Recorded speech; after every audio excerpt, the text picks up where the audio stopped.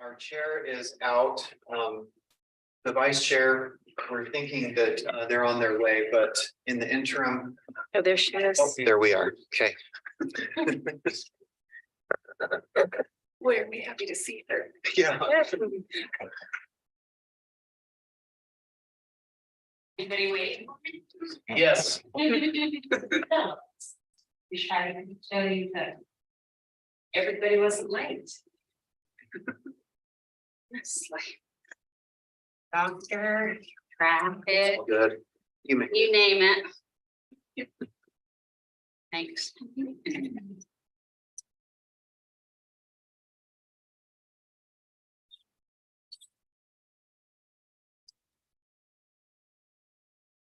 Great. All right. Here's an agenda. So Thanks, if Gal. you have any questions, I'll. All right. Well, Welcome. Sorry about that. Rushing in.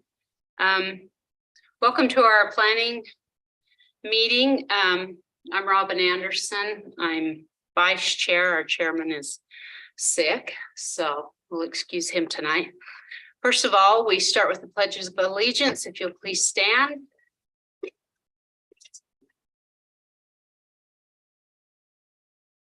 I pledge allegiance to the flag of the United States of America and to the republic for which it stands, one nation under God, indivisible, with liberty and justice for all. You, can I get a roll call? Chair Snow is excused. Vice Chair Anderson, Here. Commissioner Tippett, Here. Commissioner Letke, here. Commissioner Erickson, Here. Commissioner Benson, Here. Commissioner Kasparian. Here. Thank you. Did you guys get a chance to review the minutes? Yes. Anything? I didn't see anything. We're good? I make a motion that we approve the minutes for October 26, 2022. Voice vote.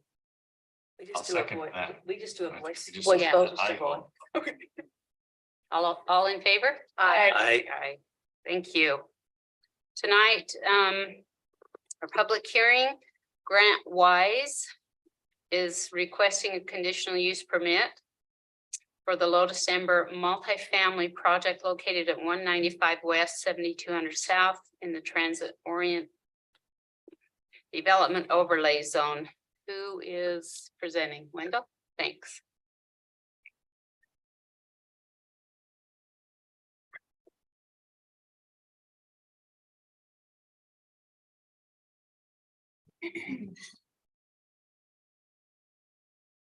I'll wait for just a second until you get the image. Here it is. Vice Chair Anderson and members of the commission, this project is located at 195 West, 7200 South. Here's an overview map. And if you look in the upper right-hand corner here, I pasted a sort of a street view of the current structure that's there so that you can sort of get a feeling for the differences in between what's there right now and what we'll see with this proposed project. Also note that the current use of this parcel includes a lot of surface parking. And this is an elevation of the project.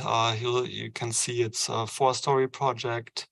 It will have 106 dwelling units and 2 levels of parking, but these are underground. On the side plan here, you can see the landscaping that will be installed. And all of this area here is what the project calls the amenity deck. It includes all sorts of amenities. And if in your packet, there's a little more detailed information than I have on the slide here. Overall, if you look at the surface area, 40% of the site will be amenities. And then you also have amenities within the building, there's a substantial clubhouse and a fitness facility, and the clubhouse will have access to this outside area that has a lot of different amenities for the residents. There's cornhole, lounge areas, barbecue, and so on. So this is a really well designed space for the residents. And here, this is the page in your packet. You can zoom in on that a little more and see what the developer is proposing. This is the civil site plan. When you count up all the units and put that in relationship to the site, you'll see that they've maxed out the density. They're really close to the ceiling, which is something that the city encourages in this case, since this is in the transit-oriented development overlay zone. And what we shouldn't forget is that this project is also next door to the Fort Union track station. If you look at the relationships, if you live on the northern end of the building and visit a neighbor on the southern end of the building, that distance is longer than if you go from your unit to the track station. It's really in the immediate vicinity. So this is a project that implements what our ordinance requires. It provides all the parking that's required, and it provides it in a way that's really the least disturbing to the urban fabric, and that's within the structure. And with that, I and the other staff that have reviewed this recommend approval. If you have any questions for me, I would be happy to answer them. The developer is here as well, Mr. Wise, and you can always ask him questions as well. Well, the first question I have is parking. Yeah. Are they going to park on the street, or do they get to have their own parking spots? They get to have their own parking spots within the structured parking.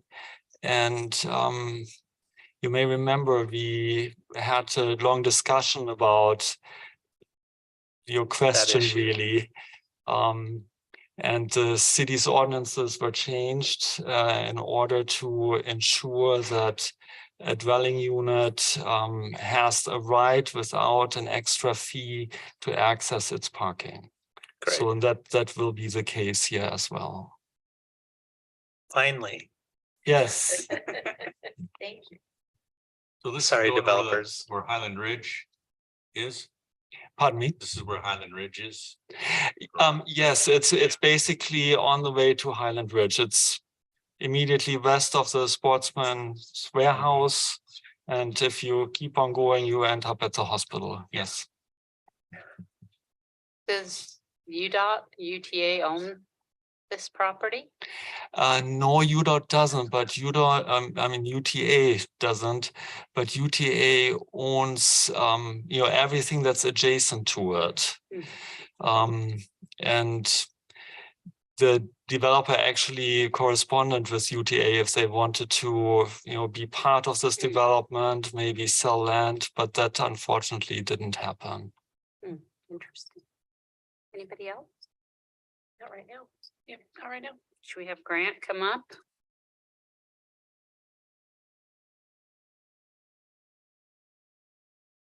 Just state your name, please. But we know. My name's Grant Wise. Do we have to say like the address or, all right, sounds good. I don't want to take up too much of your time, just first, I just want to thank every one of the all the members of the Planning Commission for the opportunity to present the Lotus Ember project. Additionally, I would like to thank the Midvale planning staff for their help throughout the application process. They've been great to work with. We are here this evening to request the approval of the conditional use permit application for the Lotus Ember project. My name is Grant Wise, and I'm a development associate with the Lotus Company. The Lotus Company is a local multifamily real estate developer that began its creative journey in 2007. At the Lotus Company, we believe in building with integrity, creating with intention, and enhancing the communities we call home. We are fully invested in Midvale City and are excited about building a lasting relationship within the community by starting with the Lotus Ember project. As mentioned, the Lotus Ember will consist of 106 apartment units with 145 parking stalls.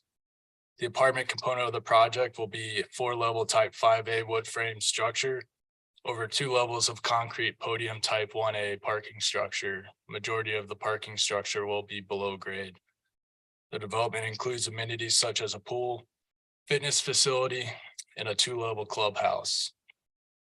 The project goals of the Lotus Ember is to complement the neighborhood by providing convenient housing to the nearby Midvale Fort Union track station and enhance the Midvale city experience.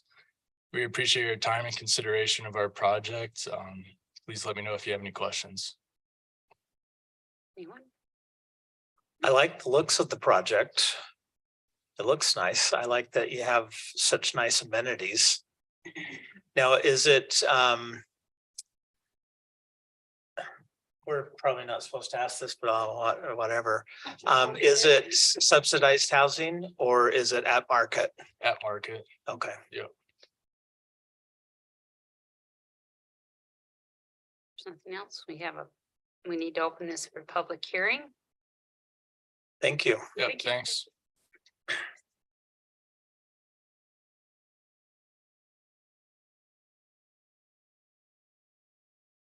I move that we open for a public hearing, please. Second, She can just open the public Yeah, hearing. we just opened the public hearing. It's double open. Yes, it's double open. I was waiting for somebody to say, nobody's stepping up. Let's close it. Seeing, The rush of people. yeah, no one here to make a comment on this, but I move that we close the public hearing. A second. Make it a roll call. Vice Chair Anderson, Yes. Commissioner Benson, Yes. Commissioner Erickson, Yes. Commissioner Leckie, yes. Commissioner Tippett. Yes. Motion passes. Thank you. Our second one is IHC Health. wait. Oh, No. we gotta make a motion. Sorry, guys. We need to check with I forget. Garrett, do we have anything? So in this particular case, because both of the things on tonight's agenda for public hearings are conditional use permits. So these are administrative decisions. If they meet the requirements of our code, we have to approve it. And so I think that handles everything unless you guys have specific questions. So.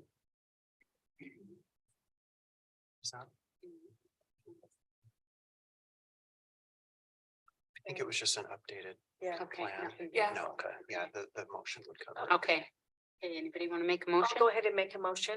I move that we approve the conditional use permit for the Lotus Ember multifamily project located at 195 West, 7200 South in the transit oriented development overlay zone with the findings and conditions noted in the staff report. Second, Can I get a roll call? Vice Chair Anderson, Yes. Commissioner Benson, Yes. Commissioner Tippett, Yes. Commissioner Leckie, yes. Commissioner Erickson. Yes. Motion passes. Thank you. Thank you. Welcome to Midvale. It's a nice That'll be product. nice. That'll be nice. That'll be. We're nice to excited. see When the do you rest look of at, the state. when do you plan on breaking ground?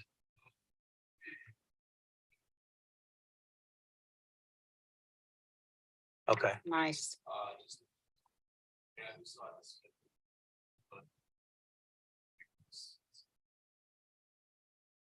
That'll be nice. Thank you. great. Thank you.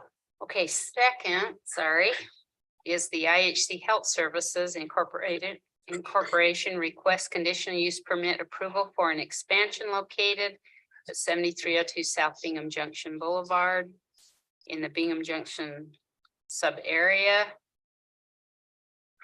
Junction at Midvale overlay. Yes, I know it's a mouthful. Okay, but the proposal is fairly straightforward. My clicker's not working. There you go. So this is located just east of the Overstock campus, over where the existing IHC building already is. So they are looking to add about 50,000 square feet, kind of up there on the north that you can see. They are looking to match existing elevations and everything that's already there. So everything looks to be pretty compatible with what exists currently. They did come in for an original conditional use permit back in 2011, and this expansion was contemplated as part of that. So I think we were all on the same page when they came through for this portion. So after staff's review, we all feel pretty comfortable and found that it met all the requirements of the code. So we are recommending approval. Any questions? Just looking at the map, it doesn't look like that big of an expansion. But then when you say 50,000 feet, it's like, yeah, this is a big expansion. It is. That's a big building. Yes, yeah, So, yeah, it looks good. okay, thanks. Are they here? Awesome.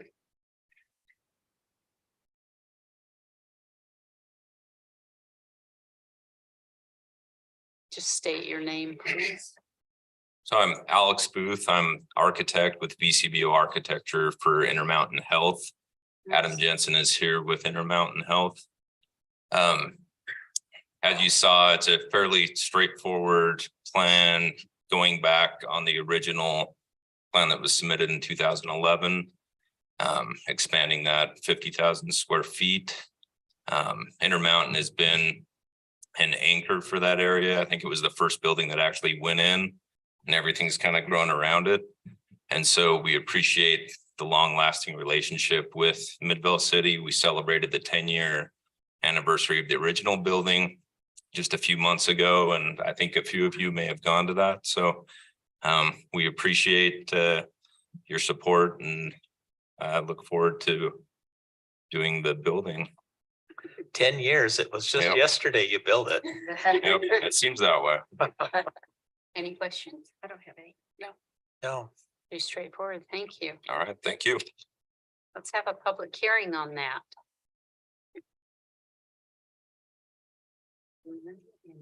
I make a motion, we open it to public hearing. And I'll make a motion that we close the public hearing. I'll second that. Roll call. Vice Chair Anderson, Yes. Commissioner Benson, Yes. Commissioner Tippett, Yes. Commissioner Leckie, Yes. Commissioner Erickson, Yes, motion passes. Okay, thank you. We close the public hearing. Anything else? I'll make a motion. I move that we approve the conditional use permit for an expansion to the existing IHC building located at 7302 Bingham Junction Boulevard with the findings noted in the staff report. I second. Roll call. Vice Chair Anderson, Yes. Commissioner Benson, Yes. Commissioner Tippett. Yes. Commissioner Leckie, Yes. Commissioner Erickson, Yes, motion passes. Thank you. Okay, thanks. Thanks for being part of our community. We're glad to have you there. Okay, we're gonna do some staff update and other business. So the first item under this section, it's just we've compiled a list of the planning commission dates for the next calendar year for 2023. Every month except November and December have 2 scheduled meetings. As you know, from this year, there are a few times where we may not have anything to bring forward, and if that's the case, we'll cancel the meeting. However, the meetings in November and December, the reason there's just one is the second meeting in November is the night before Thanksgiving, and we don't want to do that to you. And the second one in December is just a day or 2 after Christmas, and likewise, we don't want to do that to you. thank you. So with that, it would be helpful if someone could just make a motion and adopt this, and then the city recorder puts it on the city website. I make a motion that we accept the planning commission meeting dates for 2023. I'll second that. Need a roll call on that? Would this one be a voice vote, Garrett, or does it need to be a roll? Do you know? Either one. Okay, either way. Let's do a voice. All in favor? Aye. Motion passes. You? All right, the next item on the agenda is a State Street study presentation by MHTN. This is the consultant group that has been working on the State Street corridor study for the better part of the last year. And so the study is wrapping up, and I've asked them to come and present to you the findings, recommendations, and just an overview in general of what they and we have been working on. You may recall, oh man, it was early last year, there was an open house, and I remember it snowed. And then there was another open house type of function at harvest days, and it rained incredibly hard. So we've had really good luck with the weather with this, but Public involvement solves. yes, yeah, it really does. But we're happy to have them here tonight. Some of their team is joining us virtually. But we are excited to have this study and move forward with recommendations, which you will see us doing in the next few months. There are some, I guess you could call low-hanging fruit, if you will, and some of that is just to make some amendments to our current zoning ordinances, and we're excited to bring those forward. So with that, I'll turn the time over to Ryan and his team. Great, thank you. My name's Ryan Wallace. I'm an architect and planner at MHTN. We're here in Salt Lake. We're actually the oldest architecture firm in the valley. So we've got a long time investment in the communities of the Salt Lake Valley. So we're thankful for this opportunity to work with Midvale. Adam, I don't know if you have our presentation that you could pull up, or if I could plug in. I believe you can plug in, or if I need to, I can send it to Josh. What's easiest? Just whichever. Okay, yeah, maybe just plug in, that would.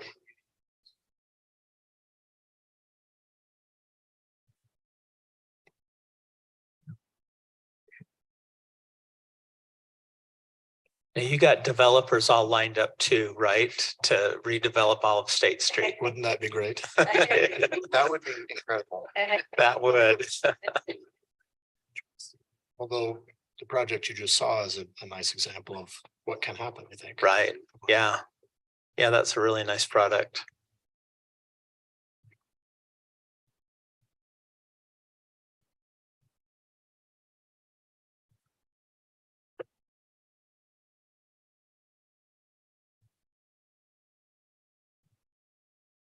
Let's see if it works.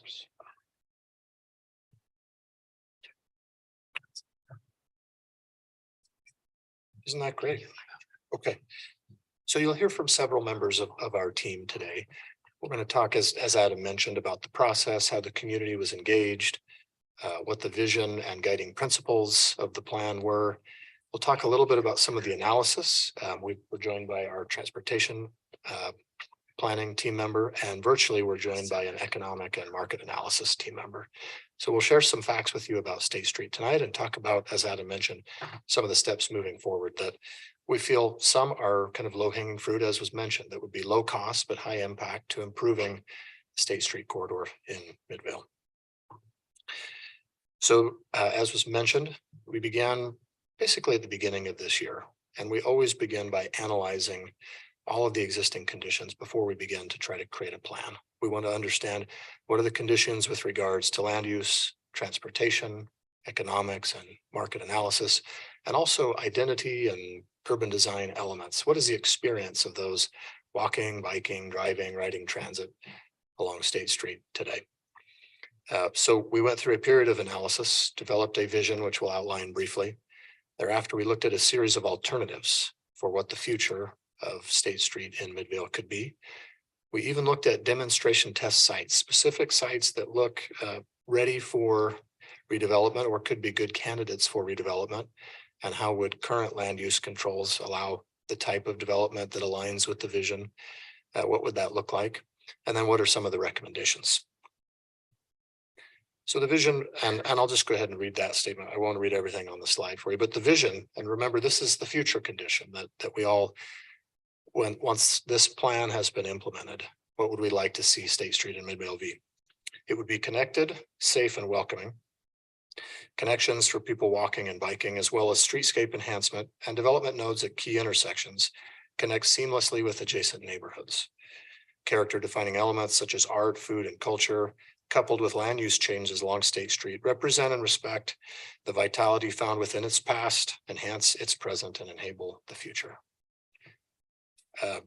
How would that occur? How can we make sure that this plan helps realize that vision? 4 guiding principles for both its process and its outcomes. So as we considered potential options within this plan, these were the touchstones, as it were, that we would test ideas against.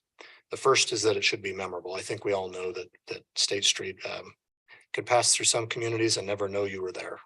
So this plan seeks to identify Midvale and make it memorable along that corridor, that it should be welcoming and connected. That development along this corridor should be responsive.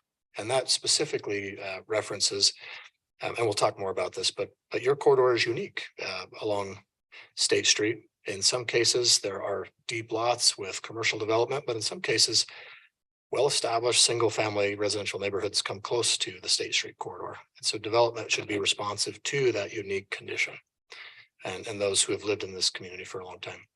And finally, that the process would be transparent and equitable. And I think part of that is this presentation today, some of the public engagement that Adam referenced. So with that, Emily from our team is going to talk about some of the public outreach strategies that we employed throughout the study. And then you'll hear from our other team members presenting some of the analysis with regards to transportation and economics. And then I'll be back up.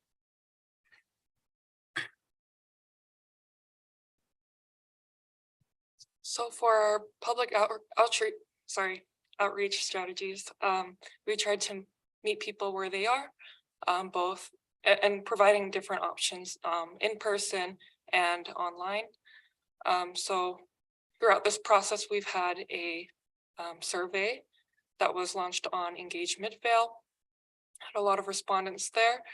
Also did we sprayed the sidewalks to get people to that survey, other advertising on social media, such as the Midvale Facebook group, and then hosted several workshops and open houses to let people know where we are in the process and capture their feedback, and just get an idea of what people were thinking about along the area.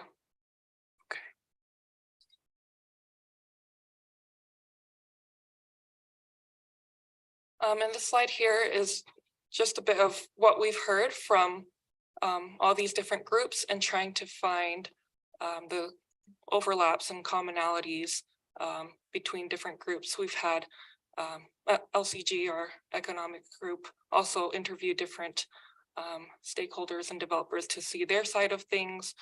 We've talked with the city and the public and tried to see what were common themes and topics that were brought up. So with the community, there's a strong desire to support existing businesses, improve the overall look of State Street, have better access to amenities and other things that will make the experience walking along State Street more exciting, more interesting. And for that, felt like, adding vegetation or some type of landscaping. And then also this sense of feeling connected throughout the neighborhood and to their destinations. And also, feeling like the newer developments can feel better integrated into the neighborhoods and feel seamless within the space. And then and as well as,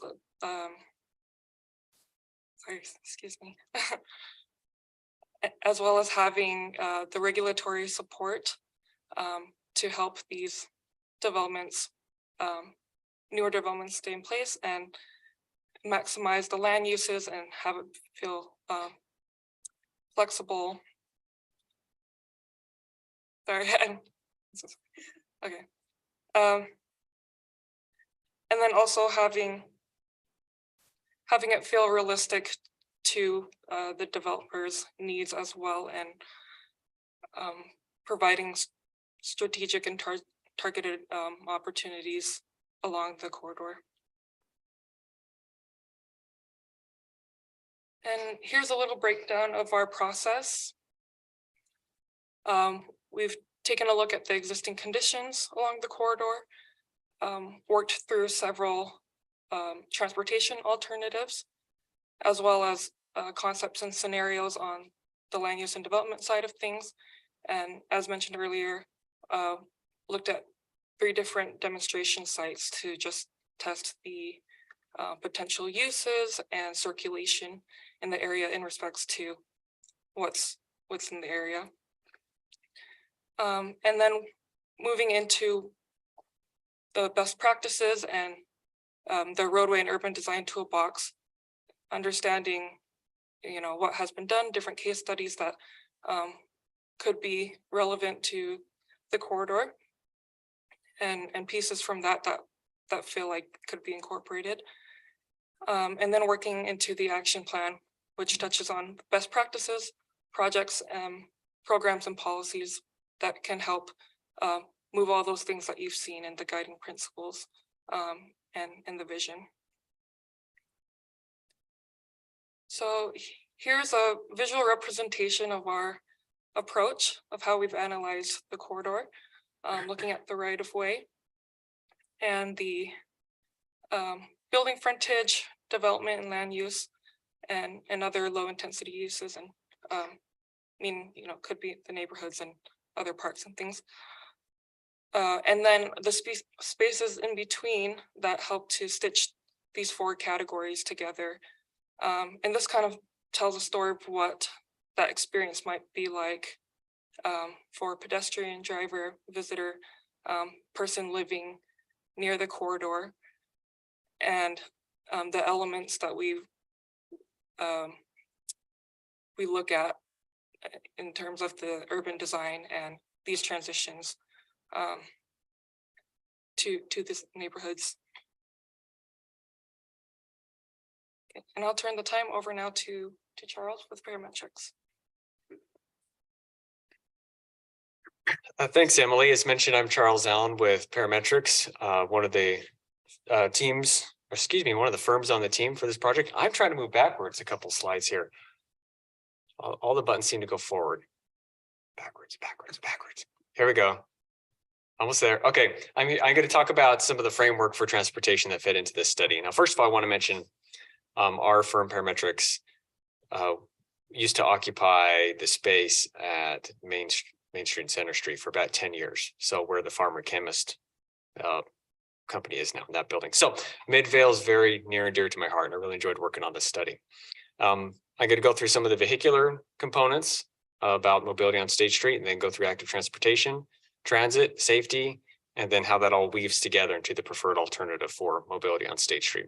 So first of all, with vehicular transportation, traffic volumes on State Street range from about 20 to 30,000 vehicles per day, with the highest number being in our middle section, which is about 7,200 south to 7,800 south. That's where the road is the busiest.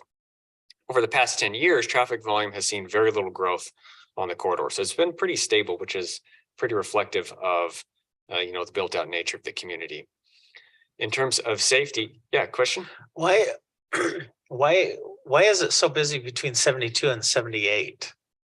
Yeah, good questions. Because you kind of have 2 offset east-west roads that aren't lined up with each other. So there's a lot of east-west traffic that uses that piece of State Street to get from 78 to 72nd and vice versa. So they go north-south to complete an east-west trip. Okay. So, and then in terms of safety, the highest concentration of crashes at the 7,200 south intersection. And that's pretty reflective of the high traffic volumes at that intersection. So that's what we tend to see, pretty common. You see the most crashes at the most busiest intersections. But then if you look, another hotspot is that segment between Center and 78th. So kind of back to your question, I think I gave the wrong coordinates. It's not 72nd and 78th where we see the east-west flow. It's Center and 78th. Okay. Because Center doesn't go any Right. farther east past State Street, and likewise 78th doesn't go any farther west past State. So How south are we looking? South and north? for the study, Mhm. basically all of the city boundaries. Okay. So from all the way from end to end. Okay, In terms of active transportation, when I mean active transportation, I'm talking about walking and biking, skateboarding, all kinds of rolling that's not, without an internal combustion engine. But active transportation is a term we often use in the industry, but it doesn't always, sometimes it's jargon. So I want to explain that. But in terms of sidewalks, there are sidewalk gaps in the southern portion of the study area and on the west side of State Street.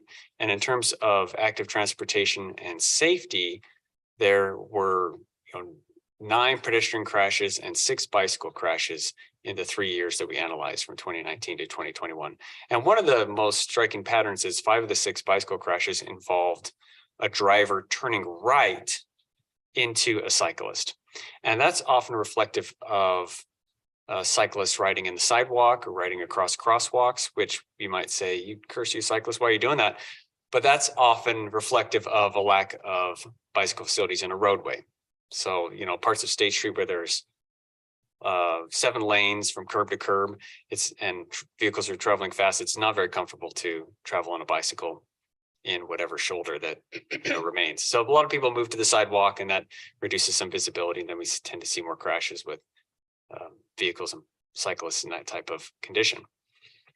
The biggest concentration of active transportation crashes is again up at the 7200 South intersection. Back to our very busy intersection. We also did some transit analysis, and the image on the left is diagramming all the transit routes in the area. So every colored line is a separate transit route. And the transit connections mostly cluster on the west side of State Street. So they're not necessarily directly on State Street themselves, they're a little bit to the west. That's where we have the track stations. When we looked at the ridership at all the different bus stops along State Street, 7200 South really stands out. So there's a lot of people getting on and off the bus at that location. And I suspect there's quite a bit of people transferring from the east-west routes to go on the north-south routes on State Street. So that's where we see the highest ridership. So kind of pulling all this information together, we developed 3 alternatives for mobility on State Street. And this slide shows alternative A, B, and C, but I'll direct most of our attention to C, which looks to take advantage of some really neat opportunities with parallel corridors to State Street. You've got canal and railroad that's parallel either side, and then they kind of cross on the south end of the corridor, and kind of cross each other. So there's really good opportunities to develop corridors for movement, aligning with the canal as well as the railroad. And the railroad, or I should say the UTA Tracks line, has an existing trail to the south. And so extending that along the rail through Midvale would provide a really good corridor and opportunity for north-south active transportation movement, because it is so difficult to do that on State Streets itself, given the lack of shoulders and the limited opportunity to add facilities. So these parallel corridors seem like the best opportunity to facilitate comfortable movement through Midvale City. So any quick questions about transportation? Is there room to like pathways along the canal? Is there room to develop that? Walkability? Yeah, that's a good question. Typically, canals have a service road that run right next to them that makes for a really good spot for trail. We just did a kickoff meeting for a canal trail study. And so that's going to be a huge component, is what will it take to have a trail adjacent to these canals that run through Midvale? So we're looking at that. Yeah. So it sounds like it would almost be like a Jordan River East sort of situation, going north-south. Yeah, I think you could say that. And there's other examples of trails along canals. There's a little bit of work to do, getting agreements with canal companies sometimes. And like Adam mentioned, the study's kicking off, and there's a lot of engineering work to see how to fit these trails in. But they're really neat opportunities because they provide that connectivity for long stretches, and you just hard to get those opportunities for trails. Well, I know in Sandy, they have along the tracks, they have some trails and parks along there that's really quite nice, that they really kind of unusable space that they've made very usable and very nice. And so yeah, that'd be nice to continue that on. Yeah, and those trails go farther south to Draper, and then they go all the way around the point of the mountain and connect into Lehigh. So there's a developing existing network that can be further expanded and Midvale can tap into that. Well, we obviously need something. I mean, I'm thinking about just coming here, 7,800 was a mess tonight for whatever reason. And then you go to turn where B&D Burger, that on the corner, turn right. I mean, that is awful, and pedestrians, that's gotta be a bad spot because you can't see, it's horrible across the street. Yeah. So it'd be not, yes. Sorry, I was reminded of something. I don't want Tell to, me. I don't want to interrupt you. No, I was hopeful that you had something to say right then. I do, yeah. Actually precipitated some additional study that I was prompting Charles to mention specifically. See, I mean, that is a horrible spot. I don't know, I mean, let alone the turning is awful. Yeah. People are in your lane. I'm constantly honking at somebody who's come over to, in a nice way.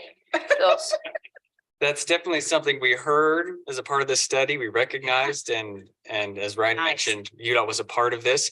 And they came to the table with some thoughts as well. And they're moving forward to get funding to make some improvements to the 78 South intersection. oh, nice. Some improvements to kind of square up the intersection a little bit. Oh. Maybe so far as to extend the curb to shorten the pedestrian crossing, improve sight distance and sight lines for vehicles turning on and off of State Street. So Nice, thanks. that was a really good win. It's supposed to come later in the presentation, Yeah, but now. sorry. I got nothing to say later. Stay in your lane, Robin. Stay in your lane. No, that's an element we're just really excited about because it was just a great example of cooperation between the city and UDOT and everybody, and we're really excited about that. So I'll turn it back That's over to others on the team. It is really exciting to see when a plan has some immediate action that occurs. Mhm. Jennifer, would you like to unmute and walk us through your couple of slides regarding economic and market analysis?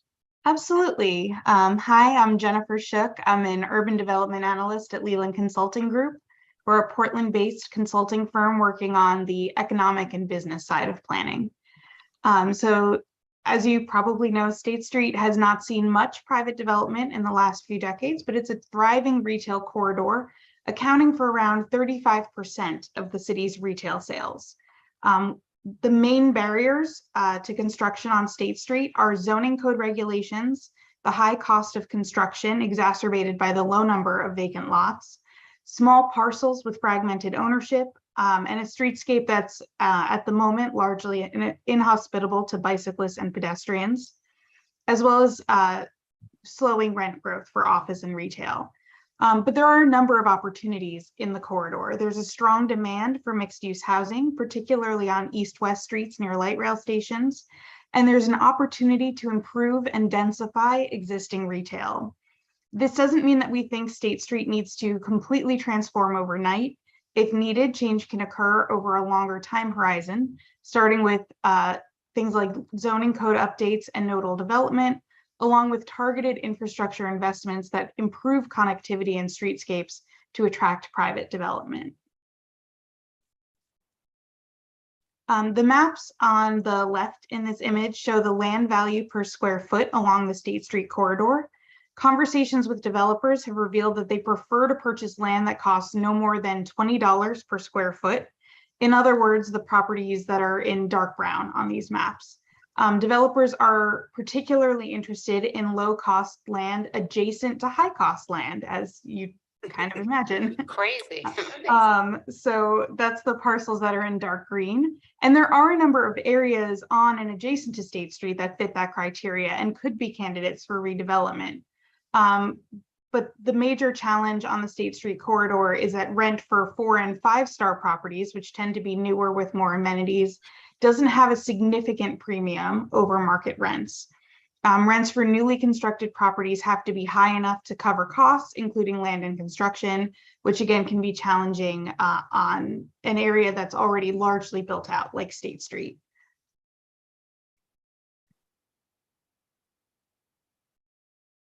Okay, thanks, Jennifer. Emily, do you want to join me back up here? We're going to continue talking about some of the findings of the study and how it moved forward.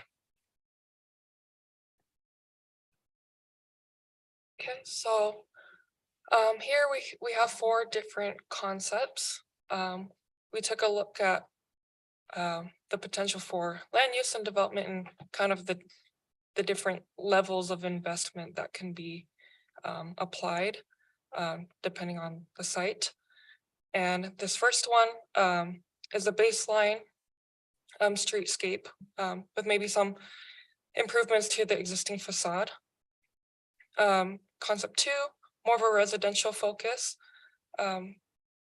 focusing more on the missing middle housing approach. So, townhomes and another lower density residential, but multifamily. And then concept 3, mid-rise form-based focus. So it's ideal for form-based and mixed-use development. And concept 4, a little bit more investment, vertical mixed use, locations best suited for mixed use and vertical development. So these images here are just some examples, but through several conversations with our group in the city and others in the public, concept 1 seemed to be a useful option for some areas of the study area, and then vertical mixed use, another, and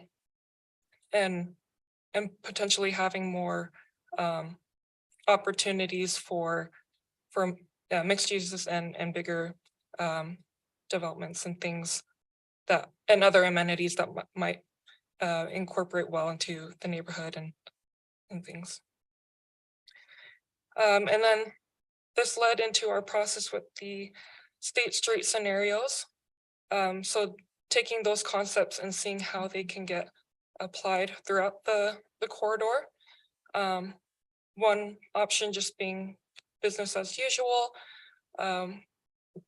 focusing more on just 1-story commercial development, some facade improvements, streetscape improvements, things like that. Scenario 2, having more of that residential focus here, and the areas that you see on the map are were potential opportunity sites that could have different styles of residential development. And then moving on to scenario 3, form-based focus. So some of these concepts a little more scattered out throughout the corridor, mostly 2 to 4-story development, mixed use development. Scenario 4, the corridor transformation option, looking at more 3 to 5 stories up kind of development, and having a lot more investment along the streetscape with other amenities and landscaping and things like that. So this scenario 4 was the preferred scenario of what could be applied throughout the area, having the highest level of investment, and that touches on a lot of the guiding principles that we've mentioned earlier. And we've tested this out in these demonstration sites. So we have 3 locations that we've looked at, 7300 South, Center Street, and 8600 South. So these locations were chosen based on maybe the utilization of the space, its proximity to other amenities and services in the area, and its connection to transit, as well as potential for other walking pathways. So for 7300 South, it's a state-owned parcel, and it has pretty close connection to the Midvale Fort Union Station. And what's applied here is the concepts 3 and 4, and then a potential pathway to that track station. And for the second demonstration site on Center Street, we have concepts 2, 3, and 4 applied. 2 on that left section, 3, the form-based option in the middle and 4 on the right. And this was a test to see the circulation along the block with these potential building massings and a test on what that pedestrian connection experience could look like. And then for 8600 South, there's more on the southern end of the study area. Using concept 3, more of that form-based, but a little bit more focus on residential and a potential connection to the canal, if there were to be a trail there.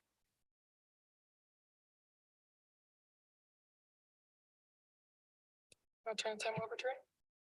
So those demonstration sites really are just trying to kind of put into visuals what these concepts might mean. Some of it might seem a bit esoteric, some of the things we've been talking about, but what would it really look like on the ground on some of the sites that currently exist, some of the larger parcels that may be affordable for a developer to attain.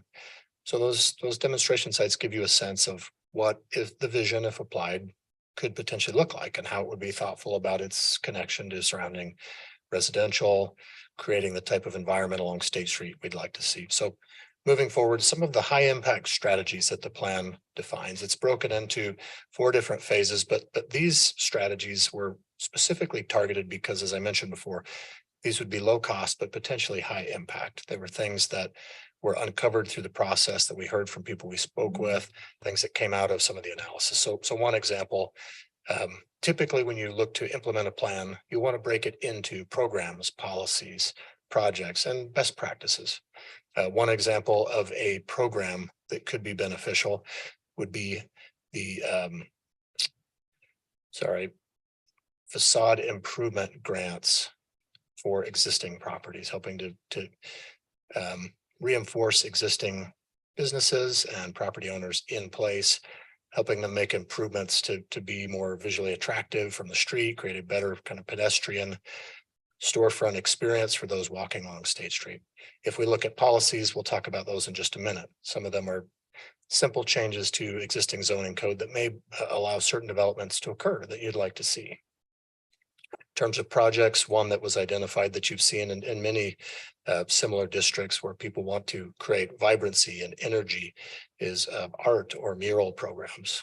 Things that can reflect your community, can be very engaging of local property business owners, and something that can really reflect community identity. And then finally, some of the best practices we'll talk about as we move forward.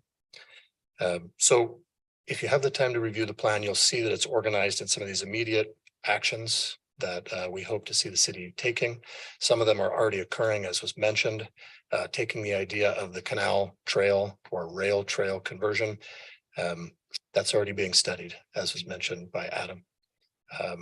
UDOT is already beginning a study and looking to make improvements at the intersection we discussed. So some of these are already beginning. They're things that will bear very tangible fruit. And then as you move forward, looking at future years, some of the more costly, longer term investment strategies that take more time to play out are what you'll find in the later phases. So if you look at, take for example, midterm, that's things like implementing mid-block crossings at key locations. That takes a fair amount of coordination with UDOT and with neighbors and property owners, and costs some money in order to do those kinds of things. So the plan, the action plan, breaks down the steps that would be required to implement each of these, who would need to be coordinated with. We've put into cost buckets based on what we understand their current costs to be. So you have all the information you need to move forward. So let's talk a little bit about some of the recommended zoning changes. These are rather minimal. There are some that came out of the study that we think would be better served to be discussed in the context of station area planning, which your city will be undertaking next year. But there are a few simple and straightforward zoning changes that we'd like to talk about today.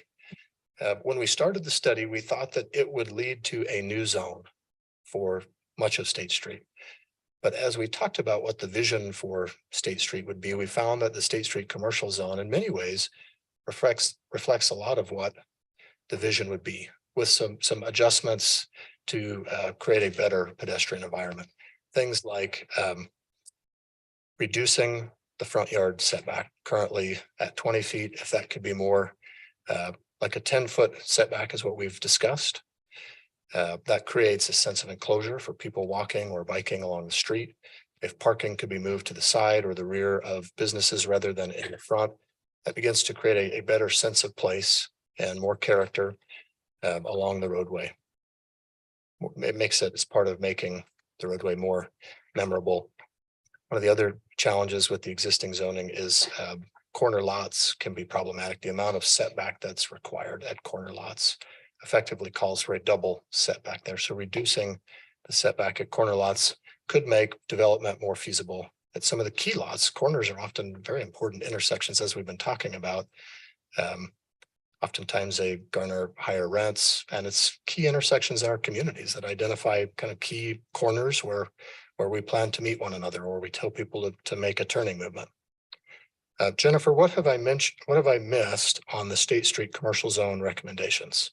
I think you covered what I would have said. So. Excellent. Okay, I wanted to make sure. I'll flip over to the 7200 South slide and let you go ahead and talk to us about it for a moment. Sure. So the 7200 South overlay imposes a 35-foot height limit and 25-foot front setbacks. And at the intersection of 7200 and State Street, this overlay is in place over an area zone State Street commercial. And you can see on the maps that across the street, it's not. So without the overlay, a developer could potentially build up to 72 feet. And it's not very clear at this large intersection whether there's a real need for reduced heights and increased setbacks, especially when across the street that's not the case. And in addition, LCG recommends expanding the transit-oriented development overlay in the area near the Center Street track station. And if the city does choose to do this, it may be wise to consider modifying some of the zone specifications which negatively impact feasibility, such as the setbacks, which can be very large when it's adjacent to other areas. A strategy may be to, see whether development is occurring on State Street to the degree that you would prefer it to, and if you're seeing the kinds of developments you would like to see, and if not, modifying that zone to attract more development. So as was mentioned, the city will be undertaking station area planning next year. If approved by the city council, our team would be moving forward on that plan. And there's more discussion to be had pertaining to the two station areas that Midvale has. Not many communities have that opportunity to have that kind of transit service. So there'll be more discussion about specific zoning and what would make sense relative to that. But I think this is a good place for us to pause before we talk any more about stationary planning, to see what questions you have relating to the State Street corridor study. I think you've asked some as we've gone, but Ballpark figure, how many residents are we talking that live on State? I'm trying to think in my mind. I mean, my family home's just off of State, behind a commercial lot. I know we have that statistic in the plan. Off the I mean, top I'm of my trying head, to I'm not remembering. envisioning State Street, thinking how many people I know on State Street that actually have homes. I mean, They're often overlooked though too, so when you're in your memory, it may not be as accurate as is. you say them all. No, that never. It's true. I think you'd have more towards 7200.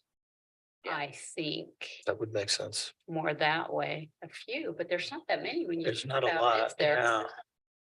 There are some residential homes that have been converted. Yes, yeah. As far as actual residential homes, it's not that. And there's a fair number of larger apartment complexes on State. Yeah. Right, right. Anyway, I was just wondering if we kind of, how much it would really impact the residents. I mean, obviously it would if you're just off of State, like my dad's home would be impacted, but That was a condition we heard about frequently in some cases where there's just a commercial parcel with single family residential right behind it. So that's some of what you've seen in the demonstration test sites, trying to be very sensitive to not creating conditions like you'll sometimes see in cities where new development that's quite tall sits adjacent to residences. So trying to be thoughtful about that, because we understand that providing a variety of housing types is important in cities, particularly around transit. But also recognizing and listening to those who have been in the community for quite a while. So trying to strike the balance is important. Doesn't the TOD kind of have a setback where it can only be so high, so far from residential, and then it can go higher further and stuff? And so it's would that be pretty kind of protected. the same that we'd use for State Street? You're correct in that. And I think that's something that may want to be discussed in the context of the station area plans, just to take a look at actual analysis of some of the parcels that exist and do those setbacks work, and what type of condition do they create? Does it allow for the type of development that you'd like to see and redevelopment to occur? Are the setbacks too prescriptive in terms of how far you need to step away? So I think those are things that can be discussed in that study thoughtfully. If we're confirmed to move forward, our intent is to engage closely with Planning Commission and City Council to talk through those very issues. Do you have a feel for businesses that would stay on State Street? I mean, there's some pretty sorry looking ones. That's a good point. The vision for the plan was really, I think, to create experiential retail opportunities along State Street, places for dining as the thing that we most often will think of, right? And I know that Midvale does have several of those businesses. We'd like to see more, frankly, particularly around key nodes like we've talked about at 7200 South, at Center Street, places where people are coming together, as we've talked about in terms of transportation, creating kind of walkable centers at some of these nodes with, if it's vertically mixed use development, having ground floors that are active with arts and culture, food type businesses. Those are the types of businesses that create a vibrant community, place that people want to be, feel welcome to exist. It extends the activity in your community more hours a day, which has a tendency to create safer streets if there's a feeling of surveillance on the street. So those are the types of businesses you'd want to maintain and attract more of. It seems like it's like Main Street.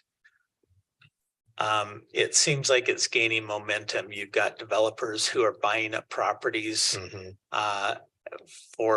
to have the opportunity to develop something good when the time's appropriate. And I see some of that happening with State Street as momentum comes, that people will start buying. And I would think that some of those old timers will retire, and part of their retirement is now they sell their business and buildings, and developers will start gobbling up some of that, and then hopefully developing as the years and the market brings it on. As we talked throughout this study, we completely agree. Midvale has two very important north-south corridors, and Main Street, you're starting to see a lot of energy, and State Street may see the same over time. Center Street becomes a very important connective tissue between these two kind of centers of activity in your community. And if those are connected in a way that people can walk, bike, and feel like, Midvale really benefits from being located right in the middle of the valley. Great access to ride public transit, to drive your vehicle.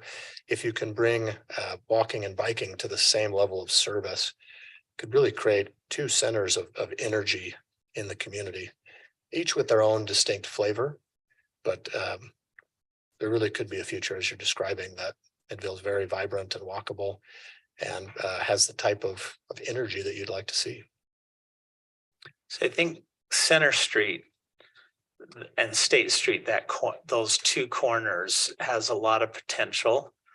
So, but the only sore spot I see there is we need to get rid of the post office, but how do you get rid of the post office? I mean, because you could really develop have a large parcel where you could really develop it. You saw that in the demonstration sites. We were kind of envisioning the same future. There are urban like you can do a podium post office, like Yeah. we can put residential above a post office. But There that's are- getting in the weeds, I think, a little bit. Yeah, Yeah. yeah. But you raise a good point. There's times where they're integrated within a larger development. Yeah. Yeah. That's not a insurmountable issue, I don't think. I think making State Street safe for pedestrians is really the key to unlocking a lot of it. Our surrounding cities that also have State Street issues haven't unlocked that, I don't feel like. Maybe in some parts of Murray or some parts of South Salt Lake have some areas and they are around dining typically, but crossing State Street and 7200 South is not something anyone wants to do, even if there's no traffic. It's scary.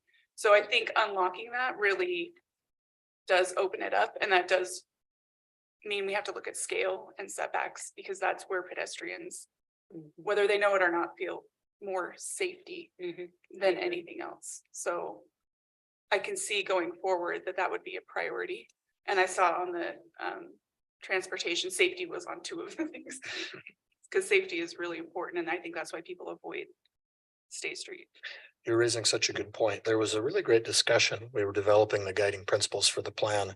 One of them was going to be safety. And the question came up, well, isn't a place that's safe also welcoming, and vice versa? And so it's implied in the idea of welcoming, that people, if they feel safe, they'll want to get out and walk around. You want to create centers where people can, if they're riding by car, park one time and walk to numerous places. And having the right land use mix, safe transportation options, and streetscapes that people they feel comfortable in and they like to spend time in. So the plan looks at how can we do that along the frontage of State Street and even to the sides of businesses. You've seen this in other successful urban contexts where you create kind of side yards where there's maybe patio dining or outdoor activities.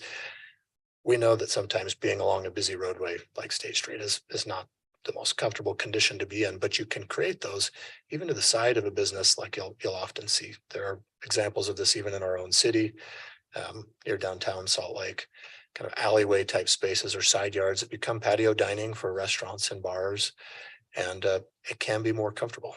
So creating those types of spaces where people feel safe, welcome, and it's kind of a memorable Midvale experience is what the plan seeks to help create. Yeah, I did appreciate the revitalization of facades.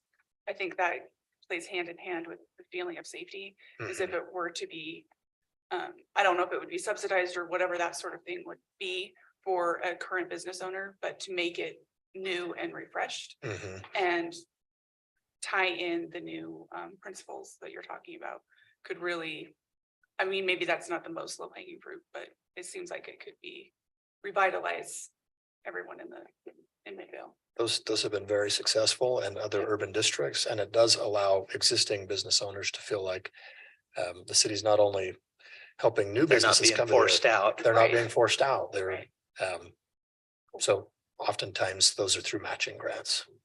That's one of the things I agree with you is just, I don't know if I would want to ride my bike down State Street, even if it's redeveloped, because I don't know if I want to ride it down a Sandy and that's all been redeveloped. You know, it's just a big, busy road, but it would be nice to be able to walk on State Street. Or Sandy, I'd feel comfortable walking on State Street.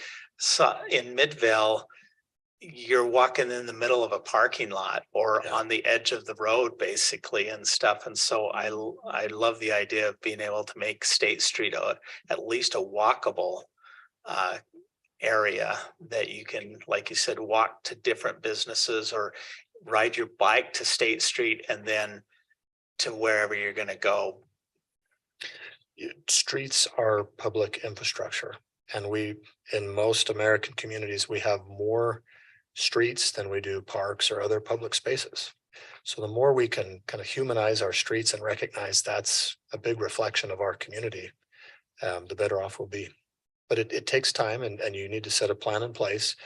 And the plan even identifies the frequency with which you should review progress on some of the recommendations, because we know these things don't happen overnight. It needs to happen organically as properties redevelop. There are a few kind of larger strategic investments the city could make, but a lot of it is establishing a vision.